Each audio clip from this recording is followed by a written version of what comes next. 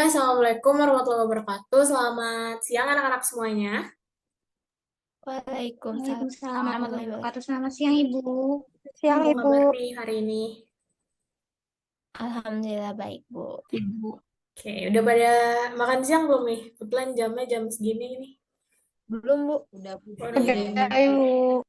Udah ada yang belum. Aduh, semoga yang belum masih ada energi ya untuk kita belajar hari ini. Karena materinya lumayan ya, lumayan lah. Oke, sebelum belajar boleh nih Ketua kelas Bella ya, pimpin doa dulu nih. Oke, teman-teman, sebelum kita mulai, kita doa dulu yuk. Berdoa menurut kepercayaan dan berdoa menurut agama dan kepercayaan masing-masing dimulai.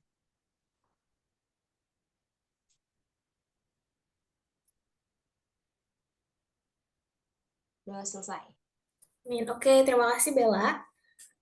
Oke, minggu lalu kita udah belajar tentang elemen komposisi pada fotografi ya. Nah, hari ini sebenarnya materinya tuh nggak jauh beda. Kita sama-sama mau belajar tentang komposisi juga, tapi pada pencahayaannya. Nah, di sini Ibu coba share screen dulu. Oke. Nah, di sini kalau minggu lalu kita belajar tentang komposisinya tuh lebih ke tata letak ya. Jadi gimana caranya kita menempatkan si kamera itu supaya dalam posisi yang baik. Nah, hari ini kita mau belajar tentang gimana caranya kita mengatur komposisi cahaya. Jadi di materi triangle exposure ini atau triangle itu segitiga ya, dan exposure itu banyaknya jumlah cahaya yang masuk ke sensor kamera. Nah, jadi triangle ini atau segitiga ini diibaratkan sebagai tiga komponen utama dalam exposure. Jadi tiga komponen itu ada apa aja? Nah, yang pertama ada aperture, yang kedua ada shutter speed, dan yang terakhir ada ISO. Di mana ketika kita mengatur ketiganya ini, itu menjadi syarat yang wajib untuk menghasilkan sebuah foto yang baik. Nah, ketika kita sedang mengatur salah satunya, misalnya kita ngatur ISO-nya nih, di sini kan kayak ada ukuran-ukurannya ya, kayak ada 100, 200, dan selanjutnya. Ketika kita mengatur salah satunya, yang lainnya itu pun harus ikutan diatur juga. Nah, sampai nanti kita nemuin yang terbaiknya. Nah, gimana sih kita nemuin atau gimana kita ngelihat itu udah baik atau belum? Kita bisa lihat di exposure value-nya. Kalau kita pakai kamera digital, nanti kayak ada bagian kayak gini di kamera. Kalau misalnya kalian lihat eh, foto kalian nanti tuh udah di kondisi normal atau EV-nya tuh udah di nol, itu merupakan kondisi normalnya exposure value. Jadi mungkin nanti hasilnya ketika kalian lihat hasil fotonya itu sama dengan apa yang dilihat mata kalian. Tapi kalau misalnya ada di plus satu atau di plus 2 itu hasilnya tuh akan overexposure atau hasilnya akan lebih terang daripada yang aslinya. Sedangkan kalau misalnya di min satu atau min 2 itu hasilnya akan lebih gelap daripada pandangan mata kita. Nah, itu untuk exposure value. Nah, sebelum ke bagian-bagian komponen elemennya ini, bagian-bagian komponen pada exposure, Ibu mau nanya dulu, di sini ada yang pernah pakai kamera digital atau yang udah punya nih? Boleh. Aku punya, Bu, terus sudah pakai mode manual.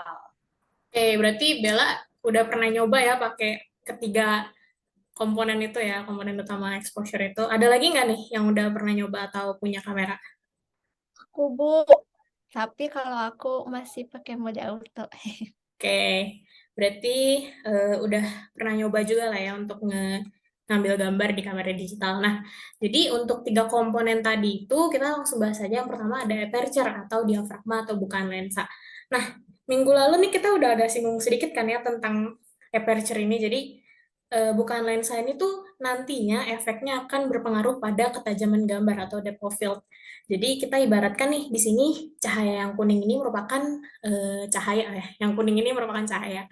Nah, ketika bukaannya lebar, angkanya kecil, itu dia cahaya yang masuk akan banyak. Ketika bukaannya sempit, dengan angka yang besar, dia cahaya yang masuk akan dikit. Nah, ini tuh kayak bisa kita ibaratkan kayak mata ya. Jadi kalau misalnya kita lagi ngebelok nih, cahaya yang masuk akan lebih banyak kan gitu. Tapi kalau misalnya bukannya sempit, kita sipit-sipitin mata gitu. Nah, itu cahaya yang masuk akan lebih dikit.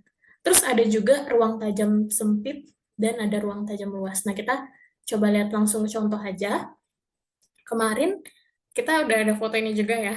Nah, di sini angkanya kecil nih, 3,5. Tapi bukannya lebar dan ruang tajamnya sempit. Hasilnya yang terjadi apa? Belakangnya ngeblur kan, bokeh kayak gini. Nah, ini biasanya kita suka temuin kalau misalnya kita foto portrait, kita fotoin model orang gitu ya. Biasanya kita akan mendapatkan hasil yang seperti ini. Belakangnya bakalan ngeblur gitu. Tapi kalau misalnya kita menggunakan aperture dengan bukan sempit, angkanya besar, ruang tajamnya luas, backgroundnya ini udah agak ini ya, eh, agak memudar gitu loh. Jadi udah nggak seblur yang ini lagi. Nah ini biasanya kita pakai ketika landscape, ketika atau sedang foto pemandangan. Nah itu kita bisa menggunakan aperture dengan angka segini. Nah itu untuk komponen yang pertama. Selanjutnya ada komponen shutter speed atau kecepatan rana. Nah ini merupakan rentang waktu sensor kamera ketika menangkap cahaya. Nah di sini ada shutter speed yang paling lambat ya, ada 1 detik gitu. Nah, yang paling cepat itu ada 1/1000 detik. Jadi ketika kita ngeklik tombol shutter, itu waktunya tuh ada 1 detik sampai 1/1000. Hasil yang didapatkan kayak gimana sih? Kalau misalnya 1 detik, objeknya tuh bakalan berbayang kayak gini nih, ya kan? Bakalan berbayang. Tapi kalau misalnya 1/1000, dia bakalan nge-freeze. Terus efeknya gimana pada cahaya? Kan kita lagi ngebahas cahaya, Bu. Nah, kalau misalnya di 1 detik, cahaya yang masuk tuh akan lebih banyak nih. Dia terang banget kan. Tapi kalau misalnya di 1/1000, dia lebih gelap atau cahaya yang masuk itu lebih sedikit. Contohnya, seperti gambar ini ya. Ketika menggunakan shutter speed yang paling cepat, dia kayak nge-freeze kan. Kayak seakan-akan benda ini tuh diam, ya nggak sih? Tapi kalau misalnya kita lihat yang slow shutter speed, yang mungkin 1 detik shutter speednya atau yang di antara ini nih, yang masih berbayang ini, dia akan menampilkan gambar yang kayak kalau kita lihat secara langsung gitu, dia akan berputar gitu. Jadi benar-benar kelihatan kalau misalnya dia gerak gitu. Nah, itu merupakan elemen yang kedua atau shutter speed. Nah, yang selanjutnya ada ISO atau International Standard Organization. Nah, ini merupakan sensitivitas sensor kamera. Jadi adanya low light atau yang kayak gitu-gitunya tuh ada di sini. Jadi ada dua, ada ISO rendah dan ISO tinggi. ISO rendah itu dalam rentang ISO 50 sampai 800. Kalau ISO tinggi itu 1600 dan selanjutnya. Nah, ISO rendah itu bisa kalian pakai kalau misalnya ketika berada di ruangan yang terang ataupun ketika di luar ruangan gitu. Jadi kalian bisa menggunakan ISO yang rendah. Tapi ketika kalian berada di ruangan yang gelap atau kurang cahaya, kalian bisa memakai ISO yang tinggi gitu. Tapi ada kelemahannya nih ketika kita menggunakan ISO yang tinggi karena dia akan menimbulkan banyak grain atau noise gitu. Kayak lihat ya di sini ada banyak titik-titiknya kan. Tapi kalau misalnya ISO-nya rendah, titik-titiknya tuh akan semakin dikit. Contohnya kayak gimana sih? Nah, di sini. Ini aja ISO paling rendahnya 3200 ya, karena ini kan kayak sunset gitu lah ya. Nah, di sini paling rendahnya 3200, ISO paling tingginya itu di 50.000. Di sini kelihatan ya, ISO-nya makin lama makin banyak grain-nya gitu, makin banyak titik-titiknya.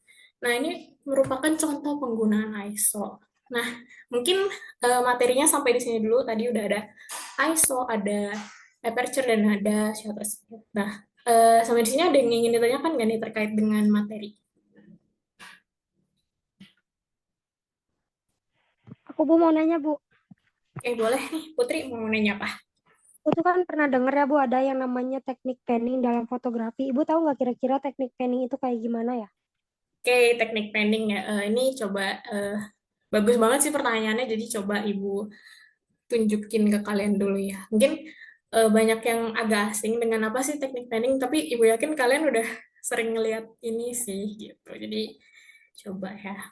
Nah, ini merupakan teknik pending yang dibilangin sama teman kalian tadi ya. Jadi pertanyaan yang bagus, gimana caranya untuk melakukan teknik ini? Jadi eh, komponen yang paling penting ketika mengambil gambar ini itu adalah komponen shutter speed. Jadi Ibu di sini ada contoh kamera ya. Jadi ketika kalian ngambil gambar ini, kan kita ngeklik tombol shutter itu. Jadi kita pakai shutter speed yang rendah, kayak misalnya 1/15 atau lebih rendah daripada itu.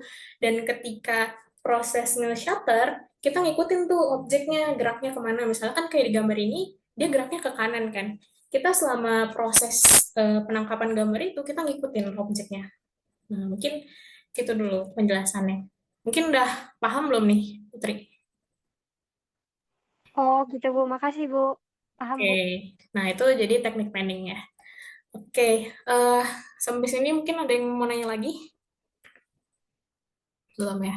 Oke, eh selanjutnya karena materinya udah disampaikan semuanya, jadi Ibu mau kita mulai minggu depan kita mulai praktek dengan kamera digital. Tadi Bella punya kamera kan ya? Bella punya kamera kan? Ada Eh, Bu. sama di saya juga ada satu gitu. Jadi kita bakalan bikin dua kelompok supaya nanti kalian bisa ganti-gantian pakai kameranya. Jadi eh, mungkin yang pertama kelompoknya Bella sama yang kedua kelompoknya eh, Salma kali ya. Kelompoknya Bella sama sorry, kelompoknya Bella sama Alia. Nah, kalian mau anggota kelompoknya dipilihin atau bebas nih? Bebas Bebas Bu, Bu. bebas. Bebas. Oke, Ibu beri 1 sampai 2 menit mungkin cukup lah ya untuk kalian nentuin anggota kelompoknya siapa. Oke.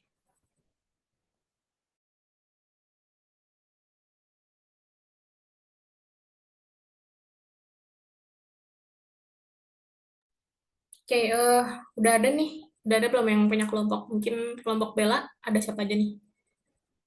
Aku sama Salma sama Putrek Bu. Oke. Kalau kelompok Alia ada siapa aja? Aku berdua Bu sama Widi. Oke, berarti nanti Alia bisa pakai kamera ibu ya untuk praktek ke depannya. Nah, minggu depan kita mulai praktek tentang menggunakan triangle exposure ini. Oke, aman ya. Sampai sini ada yang mau nanya nggak nih tentang praktek minggu depan?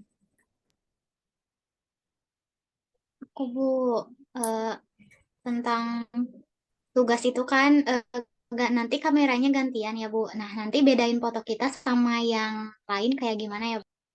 Oke, pertanyaan bagus banget. Jadi, kalian masing-masing harus punya kartu memori ya. Jadi, disarankan untuk punya kartu memori supaya nanti kalian tinggal tukeran aja kartu memorinya. Nggak perlu yang mahal-mahal banget. Intinya yang penting kalian bisa pakai. Kalian bisa belinya di online shop. Itu aja sih.